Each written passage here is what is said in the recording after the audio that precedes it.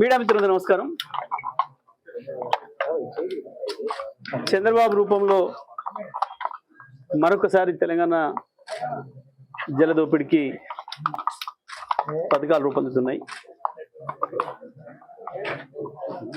గతంలో రాజశేఖర రెడ్డి కృష్ణను దూసుకపోతే ఇవాళ చంద్రబాబు నాయుడు గోదావరిని కూడా దూసుకొని పోయే ప్రయత్నాలు మొదలుపెట్టాడు. దురదృష్టం ఏమంటే తెలంగాణకు మొదటి నుంచి ద్రోహం చేసిన పార్టీలు కాంగ్రెస్, తెలుగుదేశంలే అయితే ఆ రెండింటి కలయికతో పుట్టిన హైబ్రిడ్ కలుపుముక్క రేవంత్ రెడ్డి ఈ సమయంలో తెలంగాణకు ముఖ్యమంత్రిగా ఉండడం అనేది తెలంగాణ ప్రజల దురదృష్టం. ఉన్న తెలంగాణను తీసుకుపోయి ఊడగొట్టి ఆంధ్రాలో కలిపింది కాంగ్రెస్, వందలాది మందిని చంపింది కాంగ్రెస్.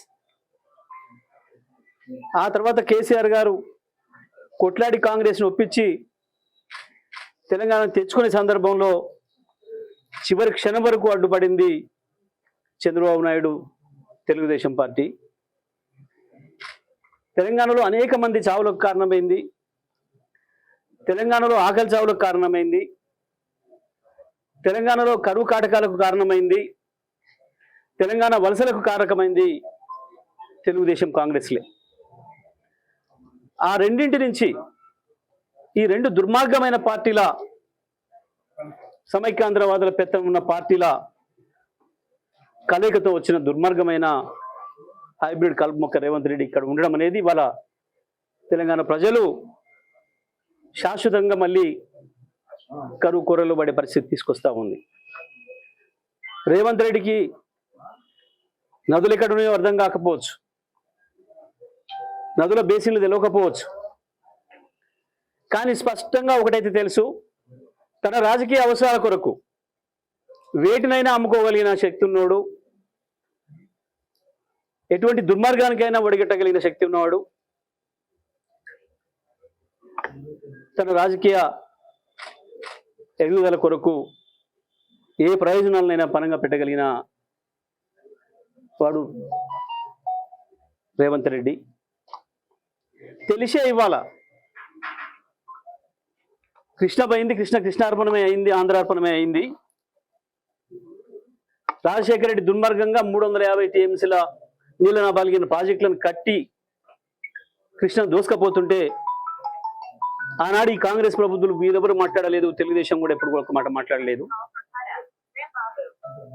ఆ రోజు గోదావరి ఉంది మీకు అని మాట్లాడినరు, ఇవాళ గోదావరిని కూడా దోసుకుపోయే ప్రయత్నం చేస్తూ ఉంటే రేవంత్ రెడ్డి అతి నీచంగా, ఒక ముఖ్యమంత్రి కాదు కదా, ఒక మామూలు గ్రామీణ నాయకుడు కూడా మాట్లాడలేని స్థితిలో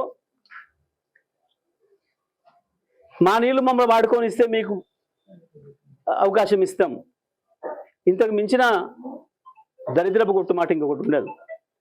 మన నీళ్లు మనం వాడుకోవడానికి వాడేవాడు అవకాశం ఇచ్చేది, వాడేవాడు మనకు అనుమతి ఇచ్చేది. మనవి కదా నీళ్లు, మన హక్కులు కదా. ఎందుకు ఆ రకంగా రేవంత్ రెడ్డి ప్రాధేయపడుతున్నాడు? తన పదవిని కాపాడుకోవడం కొరకు తప్ప ఇంకొకటి కాదు. మోడీతో అక్కరుంది, మోడీతో అక్కర తీరాలంటే చంద్రబాబు నాయుడు కావాలి. కాబట్టి చంద్రబాబు నాయుడు తెలంగాణ ప్రజల్ని మొత్తం దోసుకపోయినా రేవంత్ రెడ్డికి బాధ లేదు, తన పదవిని తను కాపాడుకుంటే చాలు. కానీ ఎట్టి పరిస్థితుల్లో కూడా ఈ దారుణాన్ని బీఆర్ఎస్ సహించదు, కేసీఆర్ సహించడు. కేసీఆర్ నడుం బిగిస్తే తప్ప, కేసీఆర్ మరొక ఉద్యమాన్ని ప్రారంభిస్తే తప్ప ఈ జలదోపిడి ఆపడం ఎవరి వల్ల కూడా కాదు. తప్పకుండా మళ్ళీ పాము మింగిందనుకున్న తెలంగాణను ఏ పాముకు అర్థం కాకుండా బయటికి తీసుకొచ్చి, పాము నోట్ల నుంచి బయటికి తీసుకొచ్చి తెలంగాణకి ఏదైతే జీవితాన్ని ఇచ్చిండో మళ్ళీ అదే కేసీఆర్ నడుం బిగించాలి, తెలంగాణ నీటి హక్కుల్ని కాపాడాలి. నిజమే తొందరపడితే బాగుండదని సంవత్సరంలో ఓపిక పట్టిండు. తానే రాట్లాడు కేసీఆర్, వస్తాడు మాట్లాడతాడని మాట్లాడిన రేవంత్ రెడ్డి ఒక్కరోజు కేసీఆర్ వచ్చి మాట్లాడిపోతే నిన్న మొన్న ఏడుస్తున్నాడు, ఎప్పుడు ఏడుస్తున్నాడు.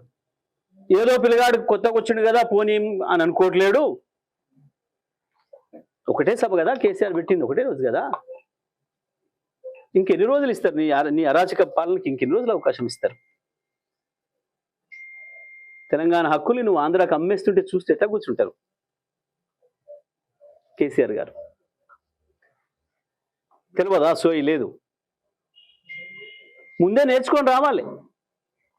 పబ్లిక్లో పెట్టుకొని పరువు తీసుకొని దాని నుంచి బయటపడడం కొరకు కేసీఆర్ గారి మీద, హరీష్ రావు గారి మీద, కేటీఆర్ మీద, ఇంకోరి మీద బీఆర్ఎస్ పార్టీ మీద అవాకులు చివాకులు వేలి నీకు వంతవాడే మీడియాతో రాయించుకొని బయటపడతా అనుకుంటున్నావు రేవంత్ రెడ్డి. సాధ్యం కాదు. తెలంగాణ ప్రజల తిరుగుబాటు ఎట్లా ఉంటుందో చరిత్ర చాలా చూసింది. పెద్ద పెద్ద నియంతలే పోయినరు. ఇలాంటి చిన్న కుక్కమూతి పిందెలు తెలంగాణ ప్రజల చైతన్యం ముందట ఏం నిలబడలేరు.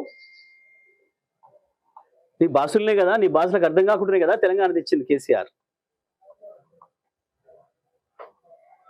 ఇవాళ దొంగ పోలీసు ఒకటైనట్టు చంద్రబాబు నాయుడుతో నువ్వు పొత్తు కలిసి తెలంగాణ ప్రజలకు చేస్తున్న ద్రోహం అంతా ఇంత కాదు. కానీ ఎట్టి పరిస్థితుల్లో కూడా బీఆర్ఎస్ పార్టీ అనుమతించదు. మోడీ, చంద్రబాబు, రేవంతుల కుట్రల్ని తిప్పికొట్టి తెలంగాణ ప్రజలందరినీ ఐక్యం చేసి తెలంగాణ హక్కుల్ని కాపాడడంలో కేసీఆర్ బతుకున్నంత కాలం ఏ ఇబ్బంది కూడా ఉండదు. కేసీఆర్ ఉండగా తెలంగాణ ప్రజలకి ఏ నష్టం కూడా రాదు. తప్పకుండా మళ్ళీ ప్రజలను ఐక్యం చేసి రాష్ట్ర సాధన ఉద్యమాన్ని ఎట్లా నడిపిండో మరొక ఉద్యమాన్ని నడిపైనా కృష్ణా, గోదావరి నదుల్లో మనకున్న పాట ప్రతి చుక్క నీళ్ళను కాపాడుతాడు కేసీఆర్, అందులో సందేహం లేదు. బీఆర్ఎస్ పార్టీ మరో పోరాటానికి కూడా సిద్ధమవుతుంది. రేవంత్ రెడ్డి నువ్వెంత దాచుకోవాలని చూసినా, తెలియదని నటించినా, ప్రజల ముందు కనబడేటట్టు నీళ్ళ గురించి బనకచెర్ల ఏ బేసిన్లు ఉంది, దేవాదుల ఏ బేసిన్లు ఉంది, కాళేశ్వరం ఎక్కడుంది అని నువ్వు ఎన్ని నాటకాలు ఆడినా నువ్వు చేసేది ప్రతిదీ కూడా కేవలం నీ పదవిని కాపాడుకోవడం కొరకే అనే విషయం ప్రజలందరికీ అర్థమవుతూనే ఉంది. ఏం సందేహం లేదు. ఇప్పటికైనా రేవంత్ నాటకాలు ఆపి తెలంగాణలో ఉన్న అన్ని పక్షాలు కలుపుకొని అందరితో కలిపి పనిచేస్తే తప్ప, లేదంటే కాళోజీ చెప్పిన మాట ఏదైతుందో అది నిజం చేసి తీరుతుంది తెలంగాణ ప్రజలు. ప్రాంతేతరుడు ద్రోహం చేస్తే ప్రాంతం అవతలకి పారదోలుదాం, ప్రాంతం వాడే ద్రోహం చేస్తే ఇక్కడనే పాతి పెడదామని చెప్పిన కాళోజీ మాటల్ని తెలంగాణ నిజం చేస్తుంది. ఇలాంటి ద్రోహుల నుంచి తెలంగాణ తను కాపాడుకుంటుంది. తెలంగాణను కాపాడడానికి బీఆర్ఎస్ పార్టీ ఉంది, కేసీఆర్ ఉన్నాడు. తప్పకుండా రేవంత్ నాటకాలను బయటపెట్టి చంద్రబాబు ద్రోహాన్ని ప్రజల్లో నిలబెట్టి తెలంగాణ హక్కుల్ని కాపాడుకుంటుంది బీఆర్ఎస్ పార్టీ. సంజయ్లు కావచ్చు, కిషన్ రెడ్డిలు కావచ్చు, రేవంత్ రెడ్డిలు కావచ్చు, ఇవన్నీ కూడా ఒక్క త్రాసు ముక్కలే. ఏ ఒక్కడికి కూడా తెలంగాణ ప్రజల పట్ల సోయిన వాళ్ళు కాదు. అసలు ఈ దేశంలో జాతీయ పార్టీలు ఎప్పుడు తెలంగాణకు న్యాయం చేయలేదు. ఆ తర్వాత వచ్చిన తెలుగుదేశం పార్టీ ఇంకా పెద్ద ద్రోహి అయింది. తెలంగాణ ప్రజల హక్కుల్ని కాపాడింది కేవలం కేసీఆర్, టీఆర్ఎస్ పార్టీ తప్ప ఇంకోరెవరు కాదనేది సత్యం. తెలంగాణ ప్రజలు ఐక్యంగా ఉండి గులాబీ నీడలో ఉన్నంత కాలమే తెలంగాణ ప్రజలకు రక్షణ ఉంటుంది తప్ప, లేదంటే ఇటువంటివి వస్తాయి. ఈ దుర్మార్గులు గెలిపిస్తే 8 మంది ఎంపీలను బీజేపీకి ఇచ్చినందుకు ఇవాళ తెలంగాణ ప్రజలకు వాళ్ళు ఇస్తున్న రిటర్న్ గిఫ్ట్ బనకచెర్ల రూపంలో చంద్రబాబుకు సహాయం చేయడం. ఏమిచ్చింది బీజేపీ? 8 మంది ఎంపీలను ఇస్తే అంటే ఇవ ఉన్న గోదావరిని తీసుకుపోయి కూడా ఆంధ్రార్పణం చేసే కుట్రకు మద్దతు తెలియజేస్తూ ఉంది. ఇది వాళ్ళ బీజేపీ పార్టీ చేస్తున్న పని. ఆయన బండి సంజయ్, ఇంకో సంజయ్, ఏ ఒక్కడికి కూడా తెలంగాణ హక్కుల పట్ల సోయి లేదు. తెలంగాణ ప్రజల ఆకాంక్షలు పట్టింపు లేదు. కేవలం వాళ్ళ రాజకీయాలు, వాళ్ళ పదవులు తప్ప, వాళ్ళ పార్టీలు తప్ప ప్రజలు సోయిన వాడు ఎవడు కూడా లేడు. కేసుల విషయానికి వస్తే పోటీపడి ఒకడు అర్జెంటుగా కేసీఆర్ని జైలు పెట్టు, జైలు ఎందుకు పెడతలేవు అని ఒకడు, నువ్వెందుకు పెడతలేవు అని ఇంకొకడు. మీరు మీ అయ్యలు, మీ తాతలు వచ్చినా కేసీఆర్ని జైలు పెట్టలేరు. ఈ పనికి మళ్ళీ కేసులతో ఆపలేరు.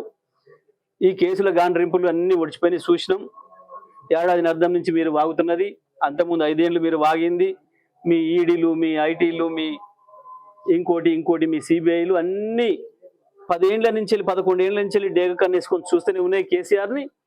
మీరు అందరు చూస్తుండగానే మీ కుట్రలన్నిటి తిప్పికొట్టే తెలంగాణను భారతదేశంలో నెంబర్ 1 రాష్ట్రంగా నిలిపిండు కేసీఆర్. మీ కేసులు ఏవి కూడా భయపెట్టలేవు.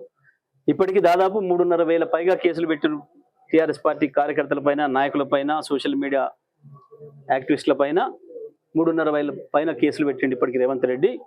అయినా ఈ కేసులు ఏం భయపెట్టలేవు, ఆపలేవు. మా ఎమ్మెల్యేలను కేసులు పెట్టినా, ఇంకొన్ని కేసులు పెట్టినా కేసులతో భయపడడానికి ఎవరు కూడా లేడు. ఇవి మమ్మల్ని ఆపలేవు.